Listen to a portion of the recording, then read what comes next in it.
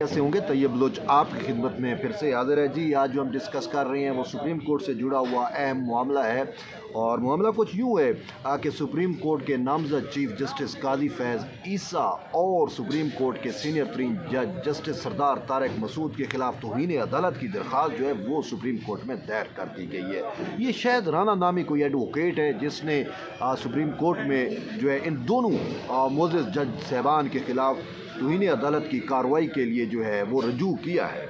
अब उसकी कानूनी हैसियत इस दरख्वास्त की क्या बनती है, लेकिन पहले मैं आपको बता दूं कि वजह क्या है दरख्वास्त दायर करने की। जो उसने इस्तदा की, जो उसने मौक़िफ़ इख्तियार किया उस दरख्वास्त के अंदर, वो मौक़िफ़ जो है वो ये है कि इन दोनों जज साहबान ने जो है वो supreme court practice and procedure act के ख़िलाफ़ जो हुक्म इम्तनाई है ख़ुद सुप्रीम कोर्ट का दिया हुआ, उसको मानने से इनकार किया है। यानी कि इन्होंने इसी वजह से तौहीन अदालत की है। बहरहाल बड़ी अजीब मंतक है जो उठाई गई है दरख्वास्त गुजार की जानिब से। लेकिन इस तरह की दरख्वास्तों का मकसद क्या है?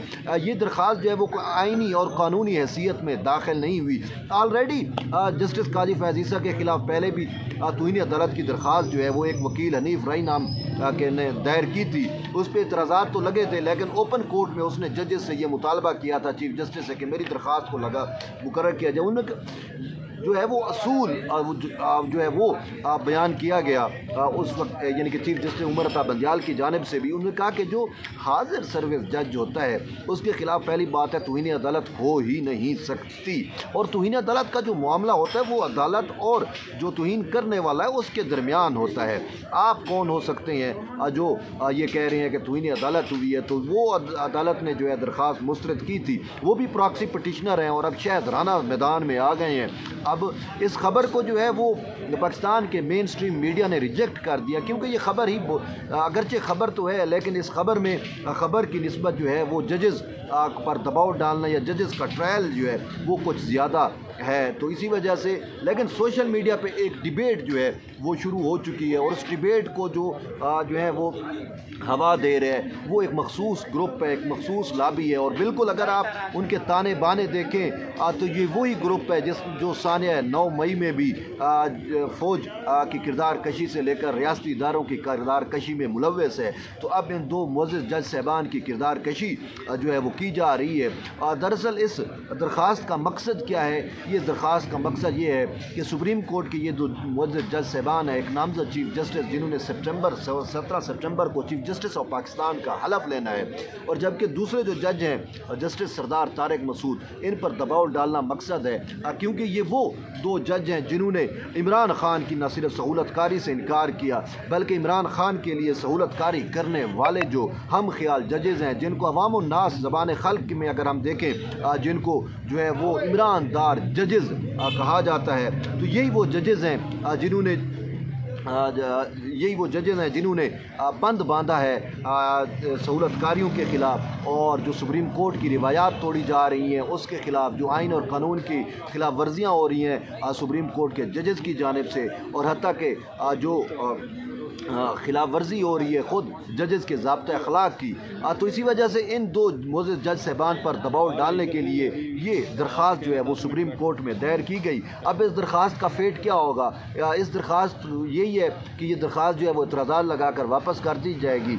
चे जाया कि अगर इस पर इन चैम्बर अपील भी हो जाए और ओपन कोर्ट में भी लगा दी जाए तो भी इसमें मुस्तरद होना है, क्योंकि जैसा मैं बता चुका हूँ कि ख़ुद सुप्रीम कोर्ट के अपने असूल जो तयशुदा हैं उसके मुताबिक भी, और जो जजमेंट्स हैं तौहीन अदालत से मुतल्लिक़ PLD पूरी भरी पड़ी है, उससे ये चीज़ वाज़ेह होती है कि जो तौहीन अदालत होती है ना, वो जज और तौहीन करने वाले के दरमियान मामला होता है।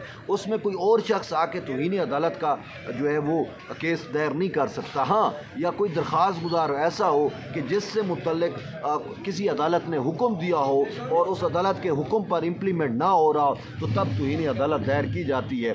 लेकिन इस तरह की दरख्वास्तें जो हैं वो बोगस होती हैं और इनका मकसद एक ही होता है कि सोशल मीडिया पे जजेस की किरदार कशी की जाए, दबाव डाला जाए और किसी तरीके से وہ جو آئین اور قانون پر چل رہے ہیں وہ ان سے جو ہے ان کو دباؤ میں ڈال کر جو ہے وہ ان کو لیے پریشانیوں میں جو ہے وہ اضافہ کیا جائے. لیکن ایسی صورتحال کے اندر خود جب سپریم کورٹ میں تقسیم موجود ہے تو خدشات تو ہمیں بھی موجود ہیں، اور ویسے بھی اوورآل خدشات رہتے ہیں کہ آیا جب سپریم کورٹ آف پاکستان جو ملک کی سب سے اعلیٰ ترین عدالت ہے، جب وہاں پہ سپریم کورٹ کی روایات کی جو ہے وہ دھجیاں اڑائی جائیں، جب وہاں پہ ججز کے ضابطہ اخلاق کی خود ججز دھجیاں اڑائیں، جب وہاں پہ آئین کی سپرمیسی کو جو ہے وہ انڈرمائن کیا جائے، تو پھر وہاں پہ کچھ بھی ہو سکتا ہے.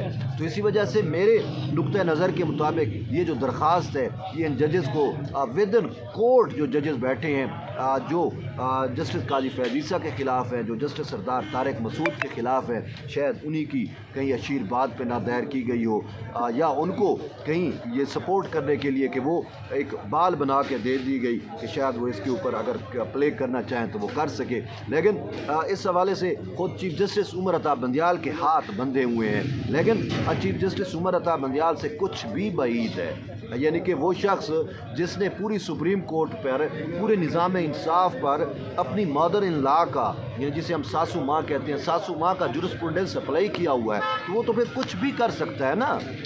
تو جیسا کہ آپ نے دیکھا بھی صحیح کہ عمران خان کے اگر مخالف جو درخواستیں آتی ہیں ان کو فوری سماعت کے لیے عمران خان کے جو مخالف درخواستیں آتی ہیں ان کو جو ہے وہ مسترد کر دیا جاتا ہے، اور عمران خان کے حق میں جو درخواستیں آتی ہیں ان پہ فوری نمبر بھی لگ جاتا ہے، اور ان پہ سماعتیں بھی جو ہیں وہ ہونا شروع ہو جاتی ہیں. اگر تھوڑا لے تو لال سے بھی کام ہو تو پھر جو عمران خان کے وکلا ہیں وہ چیمبر میں جاتے ہیں، اور اس کے بعد جو ہے وہ راستے اوپن ہو جاتے ہیں خان صاحب کی سہولت کاری کے لیے. تو اب ایسے چیف جسٹس سے کچھ بھی بعید نہیں ہے، وہ کچھ بھی کر سکتا ہے. جیسے کریٹو والے معاملے پہ اس نے کیا ہوا ہے، ابھی تک وہ فیصلہ محفوظ ہے، شاید آج کل سن رہی ہیں وہ فیصلہ دے گا. تو اب جو ہے وہ دیکھتے ہیں کہ اس درخواست کا فیٹ جو ہے وہ تو میں نے آپ کو بتا دیا، آئینی طور کے اوپر، قانونی طور کے اوپر اس درخواست کا جو ہے وہ مجھے بالکل مستقبل نظر نہیں آتا. یہ درخواست ہی ناقابل سماعت ہے، اور اس پہ ویسے بھی اعتراضات لگ جائیں گے، لیکن میڈیا کی حد تک اور خاص کر سوشل میڈیا کی حد تک ان ججز پر دباؤ ڈالنے کے لیے جو ہے یہ درخواست دائر کی گئی تاکہ ان کو انڈر پریشر رکھا جائے. تو بہرحال اب دیکھتے ہیں کہ اس پر رجسٹرار آفس کی جانب سے کب اعتراضات لگا کر اس درخواست کو جو ہے وہ بات پھینک دیا جاتا ہے، یا پھر اس حوالے سے کوئی نئی چیز جو ہے وہ ہمارے سامنے آتی ہے. تو بہرحال جو ہی اس حوالے سے کوئی اپڈیٹ ہوگی ہم آپ کو آگاہ رکھیں گے. اس وقت تک آپ جو ہے یہی میں کہہ سکتا ہوں کہ جڑے رہیے طیب بلوچ کے ساتھ. انشاءاللہ پھر ایک نئی ویڈیو میں ایک نئے ٹاپک کے ساتھ آپ کے ساتھ جو ہے گفتگو ہوگی.